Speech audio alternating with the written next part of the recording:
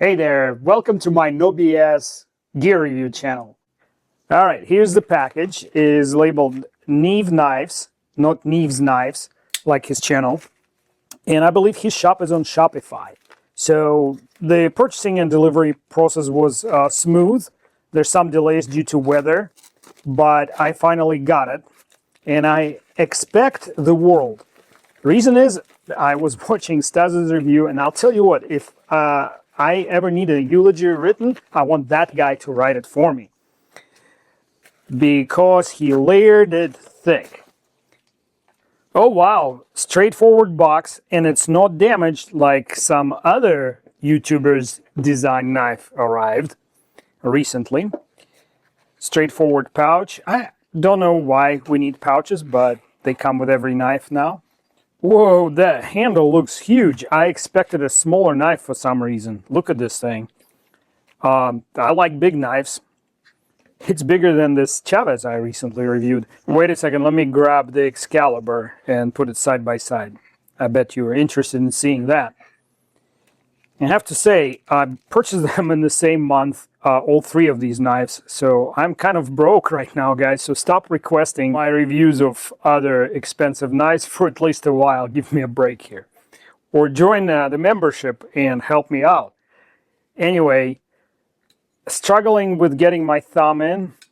I botched that up. There you go. That flew open. Very snappy. Sorry, I'm not a flicking expert. I'm not a flipping expert. Yeah, it's a little bit too narrow for the thumb flick. I can work it out. I probably practice and get it right. Detent is very, very robust. Because it's geared toward front flipping or top flipping, whichever way you call it. I can't do flip from the top. My index finger on my medium-sized hand doesn't really reach it properly far enough along that radius. But thumb flick, no problem with a front flipper without any wrist. And the lefty flick is perfection here. Obviously I'm using the right hand because it's my strong hand. The knife ended up in the defensive grip with my pinky landing directly into this finger choil, which is good because it's safer this way. Look at this grind. When I was ordering, I was like, another harpoon, another compound grind. I have knives like this F and Grow, like a $35 knife off of Amazon with compound grinds, or a very expensive Benchmade Vector. That's the discontinued version. And that's a little closer, so let's put them side by side here. Yeah, so nothing new under the sun here, but I think Bestech here got the grind proportions so well. I think next to these other two knives, it's definitely a winner as far as the blade shape.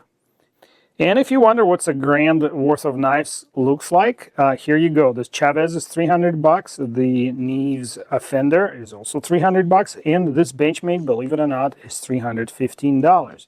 And as you probably know, the Excalibur is another $90 to $140 on top of it, depending on what kind of finish you get. And speaking of finish, look at the beautiful grind. I'll throw in a picture here to show you that on their website, they had a horrible, absolutely horrible picture showing some weird stripes on the prime grind. They totally need to change it because the knife is beautiful. Oh, and by the way, I figured out the thumb thing. You kind of have to go perpendicular to the handle, kind of wedge it in and go perpendicular. It's definitely meant to be reverse or front flicked. And I still can't do the top flick for the life of it. Nope. Too short of a finger. Stubby, short fingers. Great for metalworking and boxing. Not great for guitar playing or front flicking knives. I am still not sure about these jimpings everywhere on the log bar and on the top. I do like a modest, not very kitschy logo. It actually looks better than in the picture. Somehow they emphasize the N and K in the pictures to just pop it out, but in person It looks more subdued and gentle, and I like that. A little correction from the Stasa's video. I could not find a spot on the blade that behind the edge thickness would measure 10,000ths as he mentioned in his video. I think maybe he was looking at the prototype model. Maybe that one had 10,000, but the thinnest I got was 16,000ths of an inch, which is still insanely thin. And please don't yell at me for using the calipers without taping them over. There's no way in hell these calipers would scratch a MagniCut blade that is heat treated to the promised 63 to 64 HRC. We will, of course, verify it later. 18th thou behind the edge on the upswept tanto section. The MagniCut blade is 119 thousandths thick, less than 1/8 of an inch. And this is definitely built as a slicer, not a tactical, or outdoor tool. The handle is just under 1/2 inch. Very standard, comfortable. Pocket clip is absolutely stunning. Stasa does describe ergonomics of this knife like no one ever described ergonomics. You should totally watch his freaking video. You're gonna love it. The energy there is just awesome. I'll provide the link in the description. Grip, to me, is comfortable except this bump out on the pommel there, which would be probably okay for a larger size hand. To me, it would be preferable if it swept the other way. This curve here threw me off a little bit. I think it doesn't flow super well with the blade. I like a little bit more continuity, like on MC's knife here. There's good continuity between the back of the handle and the blade. Chavez does it perfectly. Well, the handle shape kind of echoes a couple iconic designs, which I'll illustrate later in this video. She looks a little heavy in the rear, but some guys will definitely like that. Last few months been like knife tuber design knives release galore. Here's the Civivi Yonder by Zach Whitmore, and here's the Maximal by Dave Anderson of Knife Center. Looks a little less maximal next to the Offender here. And here's an oldie but a goodie. This is Ben Pedersen's Lender 2. I did not realize how close in size is a Lender to the Offender. By the way, I keep calling it Offender, but I think the full name is Co-Offender. Let's do some harpoon action. This is a CRK Omnizom. And here's ZT609 model. Very similar configuration, but it's not a compound grind. And here's this iconic knife, a ZT308, which also has this extra curvature to the back of the handle. That definitely adds ergonomic comfort. And now my last harpoon is that SOG Kiku. What a weird name. I think knife is great and the name killed it, Kiku. Who names a knife like that? Offender. That's much cooler. Do you know why ZT308 was so popular? I think they discontinued this year because of this. A perfect balance on a huge knife with a perfect ergonomic features. That's why I said the pommel sweep should be the opposite way on the Offender. Just a matter of preference for my tactical slinging here. Here's a side-by-side glamour shot for you guys. I appreciate a like if you like my tactical moves here in slow-mo. Alright, let's stop BSing and take some measurements. First, handle to tip. Blade length is 3 5/16 of an inch, 84 millimeters. And this recurve makes it difficult to measure the edge length, but we're going to add 1/16 for a total of 3 3/8 edge length, and that gives us 85.5 millimeters. What I call the practical edge is how much of a blade can you use on a cutting board before your knuckles hit it, and I get 1 1/4 inch here, which is not spectacular, but actually a good measurement for a tanto blade. Oh, and it's 32 millimeter. How well a pocket clip works on a pocket knife is critical to your decision, whether you keep the knife in the pocket or keep it in your drawer. And this knife is doing extremely well. And this clip is a unicorn. It's a deep carry milled clip where they milled out to a very thin metal. So let's measure. It measures 2.3 pounds on insertion. And let's see the extraction here. We got 2.5 pounds. It's a 4.14 ounce knife. Let's see the retention when acceleration. That's in case you tumble down the slope or... What the hell just happened? Hang on. Ooh. I was just saying, if you, in a car accident, you don't want the knife fall out of your pocket, but this blade accelerated open. Let's see. Yeah. Huh. That's interesting because I remember distinctly Jared saying something about that, about some other knife. Which knife was it? Oh yeah, Hogue Misto. I remember we had that discussion in the comments. I don't know if you remember, Jared critiqued Misto for the weak detent, and I was disagreeing with him publicly in my video. I mean, the Offender's detent is stronger, but still kind of ironic. Well, let's measure the detent. I'm gonna put this right where my finger or thumb would go. That's a little challenging with a narrow slot like this. 1.7. I say 1.2 to 4 pounds is fine. 1.6, pretty consistent here. Ah, come on. That's aluminum tip here, so it doesn't scratch. I got 3 pounds. I gotta do it again. Sometimes, yeah. So depending how far along this slot I am, it changes to 3 and 3.2 pounds, which is still good range. Not too hard, not too easy. Harder is better because that determines how snappy the action is. This is going to really be challenging here. Narrow knife, that's 0. 1.6.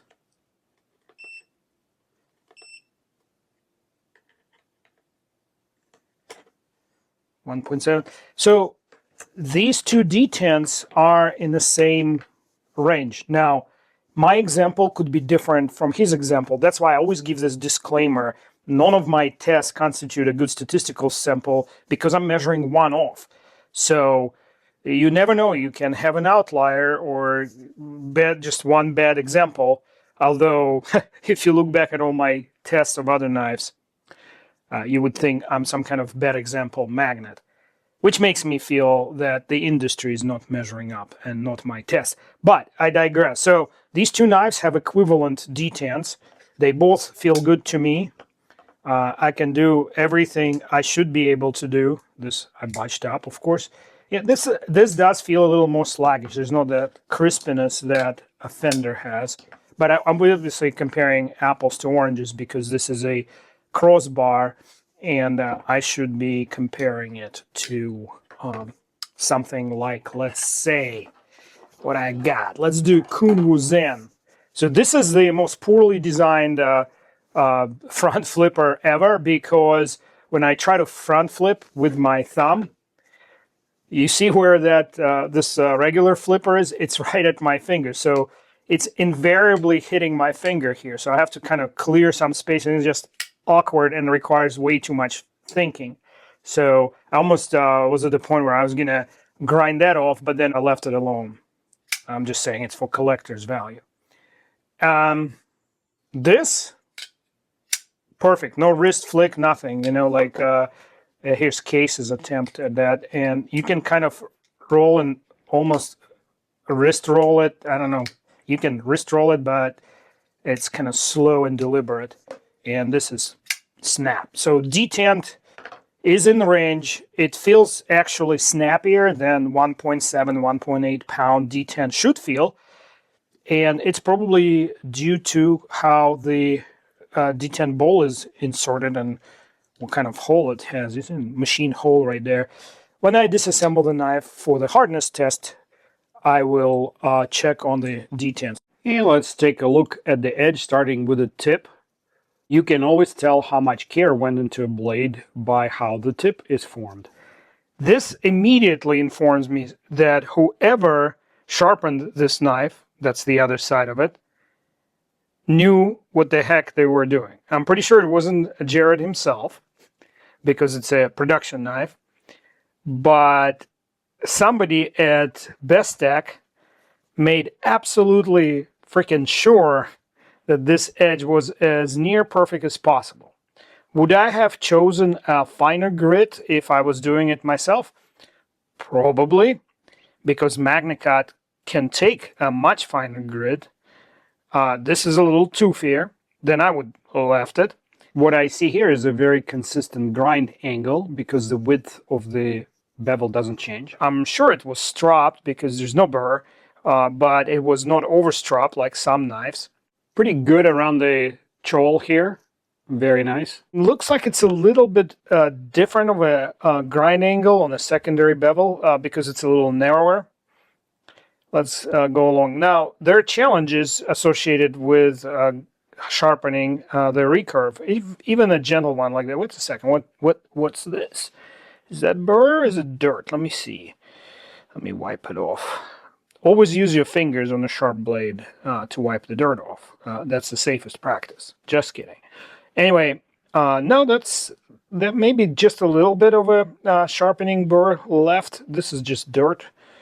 Again, on this side of the blade, which is the left side, the grind has a little bit more variability than the right side. I'm really nitpicking now, and it's most likely because the person did it by hand, and sometimes switching between a strong hand and a weak hand can cause slight differences. To do my edge test, I use this loop made out of 4-pound fishing line that I got from Walmart. And the reason I'm using the fishing line is because it's rated for breaking strength and elongation.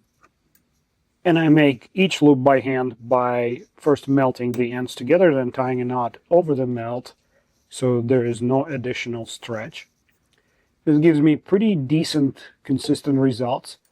And my accuracy here is on par or better than BESS test because I, A, do repetitive pulls, and B, I am going a lot slower than the leveraged push that BSS machine is using.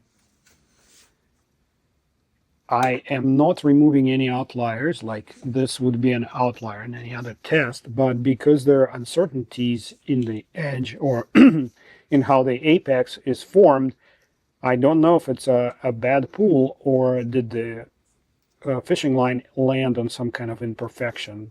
I can do one more pull here just to be certain and calculate the average result, throw it on the screen here, and then this result will be compared to the result after the torture with this buckhorn or stag antler. Horns, antlers, and bones are composed of various materials, very rich composition that includes minerals, carbons, and proteins. So the combination makes it perfect at testing those three parameters. The pressure I exert on the blade varies from 2 to 4 pounds, and I do 10 passes back and forth, or 20 cuts, with this section of the blade. Let's grab some loops and test it again. Meanwhile, I would like to thank everyone who likes and subscribes to my videos. Also, absolute humbling experiences when somebody sends me super thanks. That's just inspiring and humbling. And now I have a channel membership, and I really appreciate everyone who joined at any level. And my levels aren't that different. They're a couple bucks apart. From the lowest to the highest, there's no perks associated with the highest as of yet. Because all the videos that I put in the members area become publicly available to everyone else within 24 to 72 hour period after their release. Any income I receive from the channel goes right back into buying knives and equipment that I then test.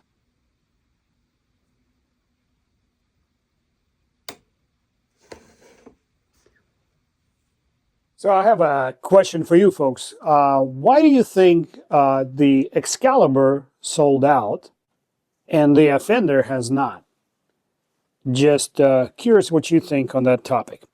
What I wanted to talk about here is how much the knives that have names associated with them represent the character of the folks who designed them.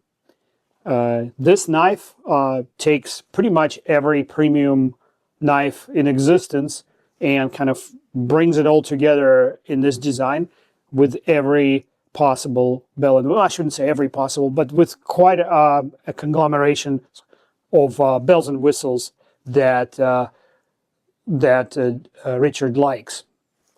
And Jared's knife is its kind of very no-nonsense, very hard-working looking piece, right? It has dangerous vibes. You know, it's named after a criminal act, which probably has something to do with Jared's personal story. And if you look at the Redención, which means redemption, and find out about Ramon Chavez's story, you will find that that sort of, they could probably relate and become friends, Jared and Ramon. So kind of same hardworking, got to make a living, but don't mess with me vibe. I find it very interesting. And then we have the Yonder by Zach in the Wild and DCA's Maximal. And they too reflect the fact that both of these guys know how to sell a knife to more people. So they're good knives. They scored really high. But the reason they scored really high in my evaluations is because those folks define EDC to its very essence. Just wanted to share this little philosophical speculations. Experience in buying Jared's knife was excellent. I think I already mentioned it in the video. I got it ordered, and 4 or 5 business days it was in my hand, even though there was a storm on the East Coast and the shipment got budged up a little bit by the Postal Service. And when I ordered Kunwu, I'll have to say I ordered it right before Chinese New Year, so potentially that had something to do with a 5-week delay in me getting it. But I got it eventually, and could be weather-related or California fire-related delay here on this side too. So whichever one you choose, you know, you get basically a piece of the character of a person who designed it. That's the point I'm trying to make.